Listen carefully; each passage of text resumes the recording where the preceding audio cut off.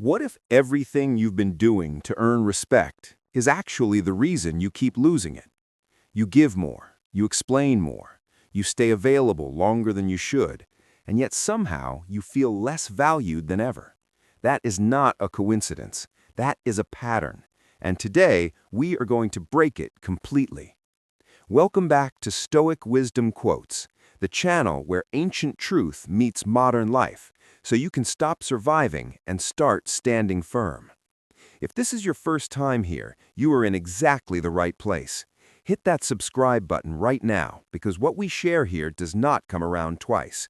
And if today's video speaks to your soul, share it with someone who needs to hear this. You might change their life without even knowing it. Now, let's get into something that most people will never admit to themselves.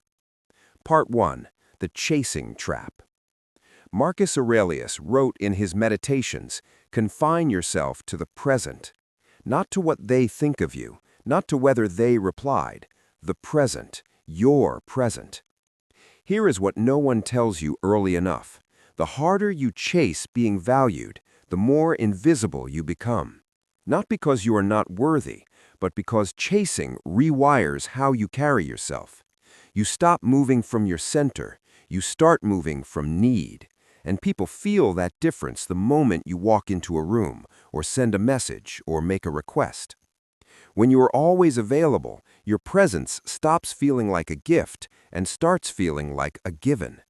When you always explain, your decisions stop sounding like choices and start sounding like apologies. When you always reach out first, people stop wondering about you, because they already know you will come to them. This is not cruelty. This is human nature responding to the signals you are broadcasting. The Stoics called it hegemonikon, the ruling faculty, your inner command center. And the moment you let other people's responses become the weather inside your mind, you have surrendered that command. You have handed your peace to someone who never asked for the responsibility. Part 2. What people are actually reading. Here's something that will make you uncomfortable and then set you free. People do not learn how to treat you from what you say. They learn from what you keep allowing. Every time you shrink your boundary to avoid friction, they learn your boundary is decorative.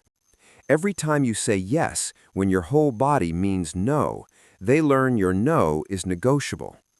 Every time you over-explain a perfectly reasonable decision, they learn your decisions need their approval to stand. Epictetus said it plainly, "Make the best use of what is in your power, and take the rest as it happens." Your behavior is in your power. Your standards are in your power. The example you set every single day, that is in your power. When you begin treating your own time, energy, and peace as something genuinely precious, other people recalibrate. Not always immediately, not always comfortably, but they recalibrate. Because now there is shape to your presence, there is weight, there is form where there used to be endless, shapeless availability. And a person with shape is a person who is taken seriously. Part 3. The Silence That Speaks. Most people think respect comes from proving themselves louder, more evidence, more demonstrations, more effort placed visibly in front of the people whose opinion matters too much. But watch what actually happens when you stop. When you stop over-explaining, your words land heavier. When you stop chasing reassurance, your calm becomes magnetic. When you stop performing your worth stops looking like a performance. Aurelius did not rule an empire by begging to be heard. He ruled it by being consistent when no one was watching. That consistency, private, unglamorous, daily, became the foundation that nothing could shake. Your silence, backed by real self-respect, sends a message that no speech ever could. I do not need you to confirm what I already know about myself. That message is rare, and rare things are never treated cheaply. Part 4. Come back to your center. Here is where everything turns. The moment you return to your own life, your own work, your own standards, your own becoming, something visibly shifts. You become harder to destabilize. A delayed reply stops hijacking your afternoon. Inconsistency from someone else stops rearranging your entire inner world. You begin observing people clearly instead of constantly managing how they feel about you. You stop arriving to relationships with an invisible bowl in your hands, hoping someone will fill it. You start arriving with a life already in motion, purposeful, grounded, and no longer begging to be chosen. That's direction, and a person with direction is almost impossible to undervalue, not because they demand respect, but because their whole way of moving suggests they already have somewhere more important to be. Build something. Protect your peace like it's your most valuable resource, because it is. Let your actions mature quietly. Let your consistency do what your explanations never could. So here's the truth that ties everything together. The goal was never to make people finally see your worth. It was to stop living as if their recognition is what creates your worth.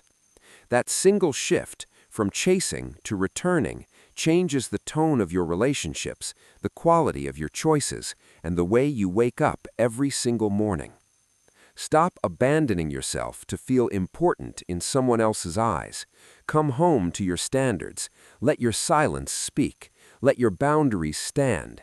Let your life carry the message your words have been exhausting themselves trying to deliver. Respect does not grow where desperation lives. It grows around someone who has stopped treating themselves lightly. If this video gave you something real today, please like it right now. It takes 1 second, and it helps this message reach someone who desperately needs it. Subscribe to Stoic Wisdom Quotes so you never miss what comes next, and share this video with one person in your life who is giving too much to people who are giving too little back. We'll see you in the next one. Stay rooted.